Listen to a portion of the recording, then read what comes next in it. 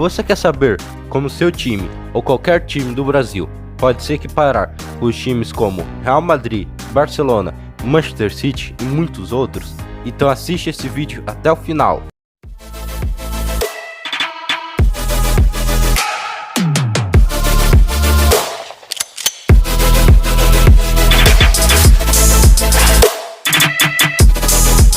E aí, suave pessoal, meu nome é Gustavo e você está no canal Na Rede. Gente, esse vídeo é a continuação do vídeo que eu falei, porque o futebol na Europa é melhor do que na América. Então eu recomendo que você assista ele primeiro, para depois você voltar aqui, assim você entende melhor.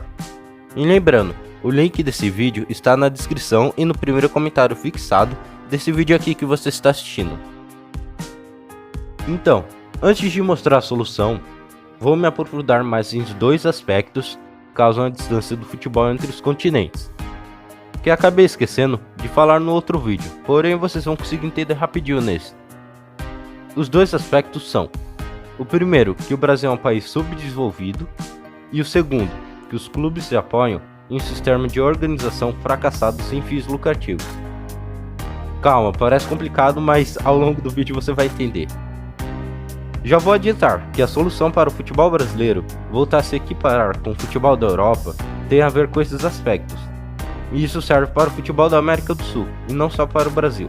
Então vem comigo que a solução pode ser surpreendente. Talvez você esteja se perguntando, por que só esses dois, entre tantas coisas que eu poderia apontar? Olha, eu acredito que resolvendo esses dois, cria uma bola de neve que poderia aos poucos resolver outros problemas. Só mais uma coisa pessoal, antes de começar o conteúdo. Deixa no final do vídeo, nos comentários aí embaixo, se vocês acham também a mesma coisa que eu, que se acontecesse tal coisa que eu vou explicar no vídeo, o futebol brasileiro poderia melhorar, ou se não, se vocês acham que seria uma outra alternativa. Quem estiver deixando nos comentários, eu vou estar dando um coraçãozinho e respondendo. Bom, o primeiro aspecto é que o Brasil é um país pobre. Não preciso me aprofundar muito nisso, porque a gente já está cansado de ouvir que o PIB do país está baixo, o índice econômico, o índice de desenvolvimento e etc. Mas basicamente, esse problema não atrapalha apenas o futebol, e sim o Brasil todo. Isso é uma grande diferença entre a Europa e a América do Sul, porque os países europeus são ricos, em sua grande maioria. Isso traz uma grande vantagem não só nos esportes. Vou dar um exemplo. Estados Unidos e China são países extremamente mais ricos que a gente. Porém, o futebol nunca foi o principal esporte desses países. No entanto, quando eles começaram a se interessar e viram que o futebol dava lucro, a Superliga Chinesa e a MLS cresceram rapidamente, principalmente nos últimos 6-7 anos, ao ponto de que muitos jogadores que fizeram carreira na Europa, quando estavam para se aposentar, uma dessas ligas o contratou, como o Kaká, o Iniesta e o Ibrahimovic. Contudo, jogadores novos da América do Sul e da África, que naturalmente iriam jogar na Europa, foram interceptados por clubes da Superliga e da MLS, e acabaram sendo roubados, entre aspas, da Europa. Um exemplo recente é o Brenner, ex-jogador do São Paulo. Um jogador novo tinha começado a se destacar, e o esperado era que ele fosse vendido para um clube europeu, como é comum aqui no Brasil.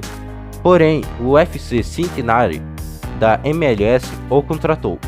Vocês entenderam a diferença que faz em relação a um país ser rico ou ser pobre?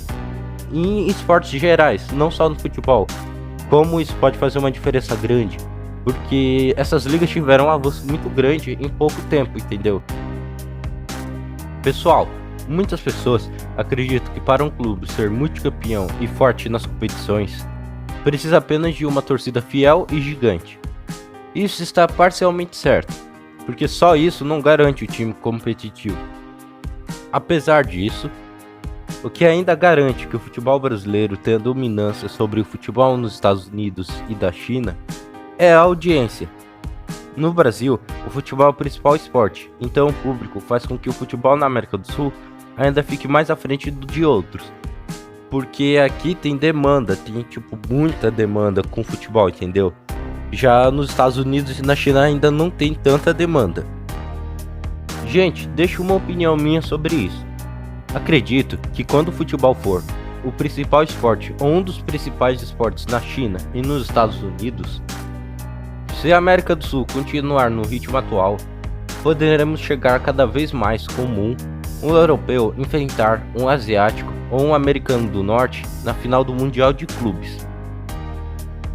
Bom, em meio de tantos problemas para resolver, o Brasil tem um ponto positivo, porque aqui o futebol tem muita audiência, muita demanda. Assim, ele ganha de lavada de outros esportes em relação ao público, pelo menos no Brasil.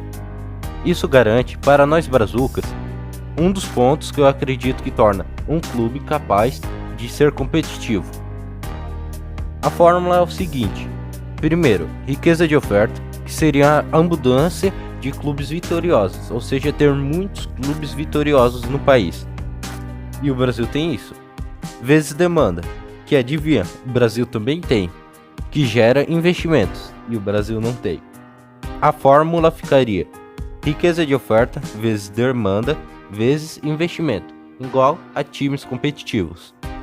Mas calma aí, não sai do vídeo, que eu vou explicar a parte de investimentos, e caso se você não goste de matemática, não tem nada de cálculo nem nada desse tipo. Eu vou explicar de jeito que você vai conseguir entender. Lembra que falei no início do vídeo que tinha dois aspectos? Então, o segundo aspecto. Os clubes são um sistema de organização sem fins lucrativos. Sabe o que isso significa? Ninguém tira lucro do dinheiro que o clube fatura anualmente. No caso, só quem trabalha dentro do time que tira lucro. O que quero dizer é que se os clubes abrissem as portas para investimentos, atrairia o mercado de ações e geraria muito dinheiro. É só você ver times que têm donos específicos, tipo o Manchester City, que tem um dono e é um time muito competitivo que é muito rico. O PSG, que tem um dono, entendeu? Isso que eu quero dizer. Investimentos desse tipo. Ou também pode ser parecido com a bolsa de valores, porque na bolsa, uma movimentação de uma empresa pode fazer ela subir ou descer muito. O investidor também corre o mesmo risco. Um exemplo recente foi a GameStop. O investidor comprou dela e gastou 50 mil em ações da empresa. Então a empresa acabou subindo. E se eu não me engano, esse cara ficou com um saldo de 23 milhões de dólares. Ou seja, os 50 mil dele de dólares se transformou em 23 milhões. Imagina o que aconteceria com o saldo do time se o time fosse essa empresa que subiu, entendeu? Caso você não tenha entendido ou se perdeu no raciocínio, vou explicar mais simples. O clube viraria praticamente uma empresa, porém não deixaria de ter o lado afetivo com o torcedor. Era só saber administrar isso. Então, sendo uma empresa, poderia ser negociado as ações do clube. Ações é a parte do clube, entendeu? Tipo, o clube 100%, tudo que representa o clube forma 100% dele. Era como se uma marca chegasse e comprasse 10% de o 100% que representa todo o clube. Assim, teria muito dinheiro para ser investido em diversas áreas da fundação futebolística. O melhor exemplo que tem hoje em dia é o Red Bull Bragantino, que a marca Red Bull comprou parte do time Bragantino.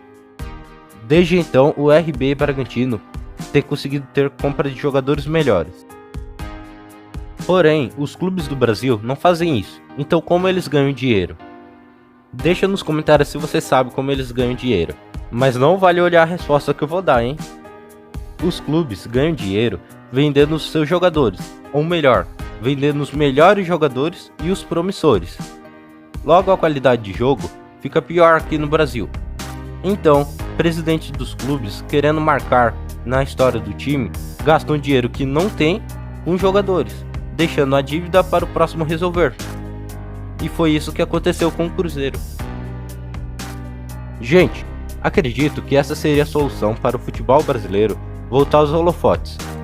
Lembra que no início do vídeo eu falei para vocês deixarem nos comentários se vocês concordavam comigo que essa seria a solução ou se vocês achavam que teria outra solução? Então, deixa aí nos comentários o que vocês acham. E outra coisa, pessoal, complemento aqui. Eu acredito que o primeiro clube que fazer isso talvez revolucione o futebol brasileiro. Mas peço que deixe o like. Não sai do vídeo ainda, calma. Falando sério, deixa o like. Me ajuda muito. Olha o tanto que eu te ensinei aqui. Te ensinei até um pouco de ações. E ainda, ajuda esse conteúdo a chegar em outras pessoas. E se inscreve para continuar vendo esse tipo de conteúdo de futebol. Porque eu termino esse vídeo por aqui.